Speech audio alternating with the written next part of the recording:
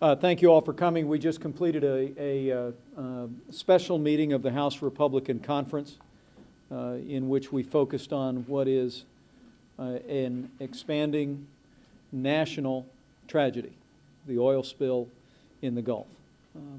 House Republicans are committed to get to the bottom of what happened, to facilitate the action that is necessary to both cap the well as restrain the discharge and mitigate any potential additional harm on the environment and the communities and the economies of the region. Today we heard from the ranking member of each of our key committees, and I'll yield in a moment to the ranking member of our Resources Committee, Doc Hastings. But we also heard, most importantly, from members of the delegations from Gulf states. We wanted today to be able to allow the members of the Republican minority to hear from our colleagues that are in the fight and that are taking the case on behalf of their constituents for confronting this challenge each and every day. Again, House Republicans believe the American people are entitled to action and answers. Action in seeing that this well is sealed as expeditiously as possible. Action in ensuring that BP pays every last dime of the cost. And we need to get to the bottom of why this happened, how this happened, to ensure that it never happens again. And we need to continue to ask the question of why this administration was slow to respond. The American people expect the kind of energetic, hands-on leadership that was contemplated by legislation adopted after the Exxon Valdez tragedy. To this point, the administration has continued to fail to provide the kind of energetic leadership that the law demands and the people of the United States expect. And House Republicans are determined to continue to call for that leadership and to support efforts to mitigate the damage. And I was grateful for the contribution made by our ranking members, as well as, most importantly, from our Gulf state members in our conversation today. Doc? Mike, thank you very much, and thank you all for being here. We heard today from the Natural Resources Committee. I'm the ranking member on that committee. We have primary jurisdiction over the Department of Interior, which MMS is located, and also over the Outer Continental Shelf. But we also heard from Energy and Commerce. They have a part of this. We also heard from Transportation. They have a part of this in government oversight. From the perspective of my responsibility on my committee, we immediately sent staff down to find out what was going on right after the incident happened. So we have been preparing for whatever we need to do from a standpoint of legislation. But right now, of course, we don't precisely know what exactly has happened. We know there is human error in there someplace, and we want to respond, and we're prepared to do that. But first and foremost, that leak has to be plugged, and then we can look at it from a standpoint of a step back and find out what went wrong. We need to clean up the residue that's left over, and we have to actually respond in the long term from an economic and environmental standpoint that this is going to have on the Gulf states. Frankly, I think this is going to have more of an impact economically throughout the country because so much of our energy comes from this area. But I think the responsible thing is to get the facts and to move forward. Those that are in the forefront, those members of Congress that represent that area have seen firsthand the human impact that this has had. And I'd like to ask them to come up and speak and give you their impact of what's going on. And first I want to call Steve Scalise from Louisiana. Steve? Thank you, Doc. And we really appreciate the concern of our colleagues from all around the country because they realize, of course, this is a human tragedy with 11 people who lost their lives, and we still grieve for them. It's an environmental tragedy because we're still trying to battle the oil, and our local leaders are very frustrated that they're still not getting the help they need on the ground in a quick enough time to keep the oil out of our marsh, out of our seafood beds, and out of our ecosystems. And when you talk about what happened with the President's speech last night, it really angered a lot of people that the President spent almost as much time exploiting our disaster to focus on his cap-and-trade energy tax when people want him focusing his efforts on capping the well and helping us battle the oil coming in. And people also want the president to lead, as the law says is his responsibility, to actually direct this disaster recovery instead of allowing BP to continue to make decisions on the ground. We all know that BP is the responsible party who has to pay the full cost of this, and we're going to continue to hold them accountable for their obligation. But the president's got an obligation under the law as well to lead the disaster, not to cede that role to BP and allow BP to be the gatekeeper that prevents our local leaders from protecting our marsh from the oil. So what we're going to continue to press for is for the president to take his role under the law and actually move this pace faster. We cannot have this continued problem where local leaders say it takes them days, if not weeks, to get answers on basic questions when the oil's coming in. The oil's moving faster than the bureaucracy right now, and that's unacceptable. So we're going to continue to press to get that quicker response from the federal government. Charlie Boustany from Louisiana. Charlie. Thank you, Doc. Charles Boustany from Louisiana 7. I'm on the Gulf Coast. Let me start by saying, and we can't say this enough, this is a human tragedy. 11 people lost their lives.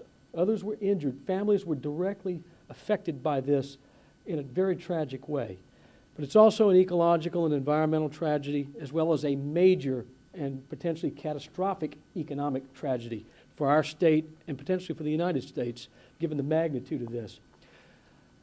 Keep in mind, first of all, the first important thing to do is to get the leak capped, and all the best technology is being brought to bear in that effort, industry-wide cooperating with government. Where we're seeing a major problem is in the breakdown along the Gulf Coast in the cleanup and containment effort. It's a 4-state effort, and by all measurements, it's chaotic.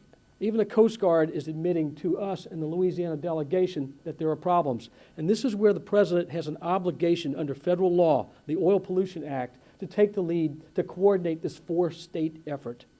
And we're asking him to step up and lead, lay out a plan to coordinate this.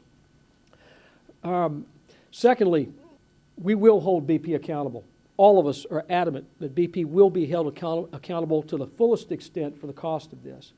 There are no questions about this. And finally, we need to keep our eye also on the ball with regard to our greater need for energy security in this country. And it needs to be done in a very thoughtful way and not a knee-jerk way. We in the Louisiana delegation have a real problem with this very arbitrary political decision to impose a 6-month moratorium on deep water drilling. It's not based on science or technology. It's purely a political decision. Keep in mind that the initial panel of engineers from the National Academy of Engineering recommended that a moratorium should not be part of this effort. And there's no reason to impose this moratorium. Secondly, there still is a shallow water de facto moratorium because of confusion between the Department of Interior leadership and MMS people on the ground who do the permitting and regulatory process. This needs to be corrected immediately because it's having an immediate impact on jobs. I'm hearing from across my state that thousands and thousands of jobs are at stake daily. We could lose somewhere between 100 and 200,000 jobs. This will have a major economic impact, not to mention the major impact on the United States as we fall back on foreign oil, which we brought in by tankers, which is much more likely to cause a spill. Thank you. Let me call on Joe Bonner, who a small part of Alabama that touches the Gulf is in his congressional district. Joe. Thank you, Doc. Earlier this week, President Obama was in my district visiting Mobile and Baldwin counties. As Doc indicated, there are only 2 counties in Alabama that are on the Gulf Coast, and they're both in my congressional district. We were pleased to welcome the president. We had hoped that the president would have a chance to talk with some of the people who have truly been affected by this in the most personal way. All of the previous speakers have talked about the 11 people who lost their lives. There are about 17, maybe 20 or 24 other people who are still in the hospital, some in hospitals in my district. And so our hearts and prayers go out to all of those individuals. But one of the areas of concern and one of the disappointments, quite frankly, from the president's speech last night is I didn't hear the heart that I had hoped to hear. I didn't hear the empathy, the concern, the genuine concern about the people who are still alive not the people who are on the rig, but the people who live on the Gulf Coast, who are experiencing a minute-by-minute tragedy playing out by the very moment that we're speaking today. Men and women who, family businesses, who are shrimpers, oystermen, people who have a small business, a restaurateur, someone who owns a local hotel, who are seeing in some instances, I know Jeff is going to touch on this as well, 60, 70% of the reservations that they were hoping for this summer are canceled because people are concerned about what they're seeing play out in the Gulf of Mexico. This is a human tragedy in the worst possible way. Those of us who live on the Gulf Coast know what hurricanes are like. We've lived through them, we've dealt with them. We don't like them, but they come, and every year you have a hurricane season. But a hurricane comes, you get ready for it, you evacuate, you have the damage, and then you start rebuilding. This is a hurricane, a Category 5, that's playing out every day, and we're well into the second month of it with no real assurance that it's going to end anytime soon. That's one of the tragedies of the president's visit when he came to Florida and to Mississippi and to Alabama earlier this week is I don't think he was able to talk to the people who really are living this nightmare minute by minute. Let me turn it now over to Jeff Miller, who represents the Panhandle, the Pensacola area of Florida. Jeff? My district runs from the Alabama line to Destin on the Emerald Coast of Florida. I told my colleagues, imagine if you're anywhere in your district, there was a resort that was totally fine, but that somebody kept saying day after day after day there was going to be a disaster there. You had no idea when, and nobody's going to go to the resort. And that's what's happening along the coast of Northwest Florida right now. We are having oil impact our shores. It comes to us from the east, from Congressman Bonner's district. The white sands of Northwest Florida are something that a lot of people are very familiar with. But we are having hotels with 60 and 70%, condos with 70% cancellation rates. I told the president yesterday, Mr. President, we want to help you win the battle that is going on in the Gulf of Mexico right now. If you need something, ask us for it.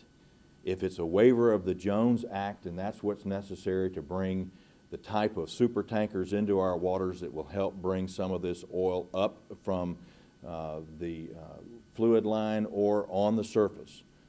We will help you do that if you don't think you have the ability to waive it yourself.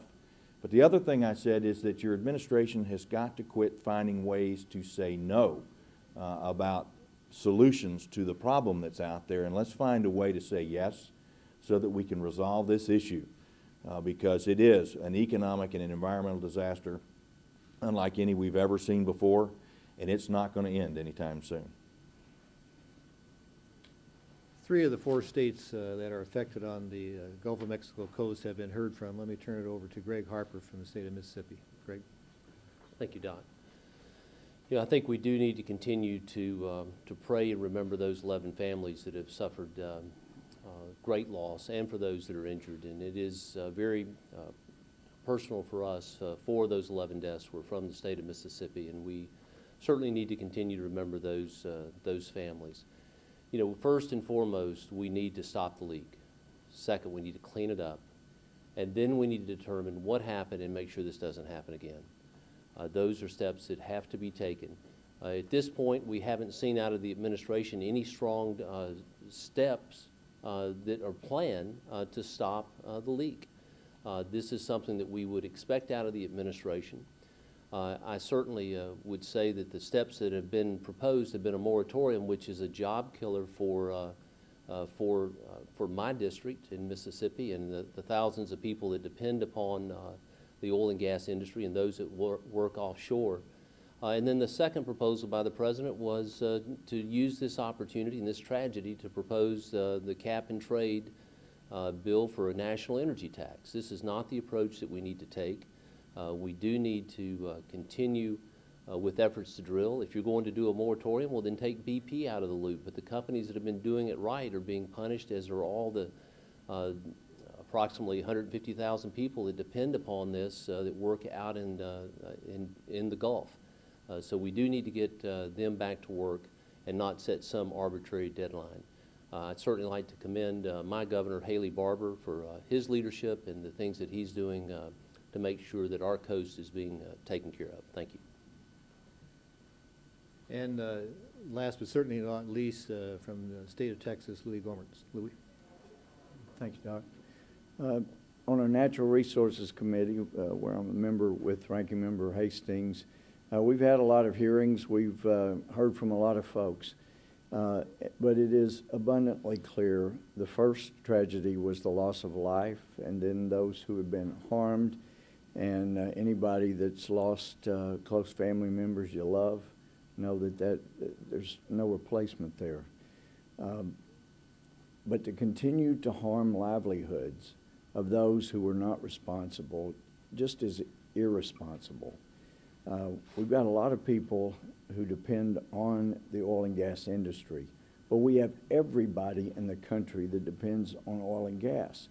And the more we hear, the more it seems that there is this thing again of trying to make sure that a tragedy does not go wasted without sticking in something of the political agenda of those in power. This is outrageous. We have heard from the president last night that we're running out of places to drill. Well, one of the first things that the Secretary of the Interior did was send back checks for leases to the interior of the country that would have produced tremendous amounts of oil. And he gave as his only reason, well, they were let at the midnight hour. That was a 7-year process, and he killed it. Now, that's the kind of stuff that's got to stop.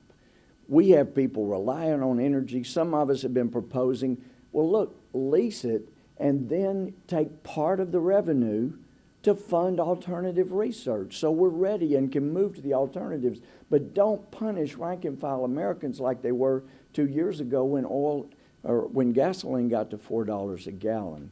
And then also, we hear that the Minerals Management Service is now being divided into 3 groups because of what was going on there. Just really stinks. Well, in East Texas, we know that if a pond is stagnant and stinking and you can divide it into as many groups as you want, it's still going to stink. And it's time to clean the swamp. And I asked Director Birnbaum, I guess the day before she was fired, since we know apparently that the only unionized entity within MMS was the offshore inspectors, and she couldn't tell me whether they have limits on travel, they have limits on their hours. Folks, I'm telling you, when you are standing between our homeland and potential disaster, you can't have limits on your contract. Like the military, you stand out there to protect us. And that hasn't happened. And then she couldn't tell me if maybe all of these 3 entities may end up having lots of unions involved. She couldn't tell me. Folks, this should not be an opportunity to spread unions, to spread political agenda. It's time to mourn our losses, to help those heal who have been hurt, but clean up the mess. And we know the president doesn't need Congress to suspend the Jones Act. He can do it himself. We saw President Bush do that during Katrina. This president could just tell the union friends, it's going to be okay, I'll help you out, but right now we need to help the Gulf Coast states, and let's move on. Yep.